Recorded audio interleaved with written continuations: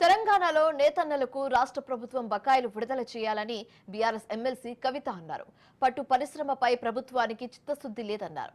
BRS హయాంలో mulberry సాగు 13,000 ఎకరాలకు పెంచామన్నారు. అందుకు అనుగుణంగా కాంగ్రెస్ సర్కార్ మల్బరీ సాగును ప్రోత్సహించే పరిస్థితి కనిపించడం లేదన్నారు. గడిచిన ఏడాదిలో నేతన్నలకు కాంగ్రెస్ సర్కార్ 8 కోట్ల రూపాయలను బకాయి పడ్డారని కవిత చెప్పుకొచ్చారు.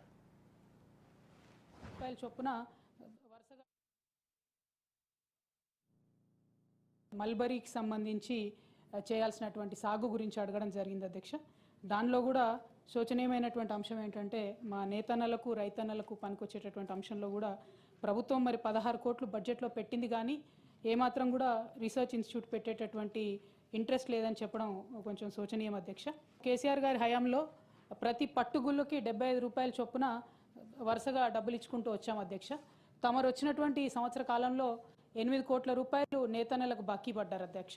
ఆ బకాయిలను కూడా త్వరగా రిలీజ్ చేయవలసిందిగా కోరుతా ఉన్నాం అధ్యక్ష. అదేవిధంగా గౌరవ మంత్రివర్యుల దృష్టికి తీసుకొచ్చేది ఏంటంటే, ఎన్నడూ లేని విధంగా కేంద్ర ప్రభుత్వం జీఎస్టీని విధించింది అధ్యక్ష చేనేత వస్త్రాల మీద. దాన్ని మేము మ్యాచింగ్ గ్రాంట్ ఇస్తాము, మా రాష్ట్ర ప్రభుత్వం నుంచి జీఎస్టీని చేనేత మీద మాఫీ చేస్తామని చెప్పారు అధ్యక్ష. మరి గత సంవత్సర కాలంలో ఆ ప్రపోజల్ని ఏం చేశారు? ఈ సంవత్సర కాలంగా మరి నేతన్నలు కట్టినటువంటి జీఎస్టీకి రాష్ట్ర ప్రభుత్వము మళ్ళా రియంబర్స్మెంట్ ఇస్తుందా ఏంటి అన్నటువంటి అంశాలని కూడా చెప్పవలసిందిగా నేను కోరుతా ఉన్నాను.